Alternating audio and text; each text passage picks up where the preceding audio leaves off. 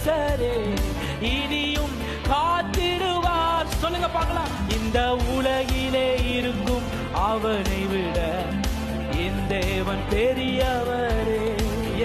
இந்த உலகிலே இருக்கும் அவனை விட என் தேவன் பெரியவரே. திரும்ப இந்த அதிகாரத்தோடு என் ராஜா முன்னே செல்கிறார், வெற்றி பாவனி செல்கிறார். சொல்லுங்க, வேதத்தை கையில் எடுத்து, வேதத்தை கையில் எடுத்து நான் ஓசானா பாடிடுவேன், நான் ஓசானா பாடிடுவேன்.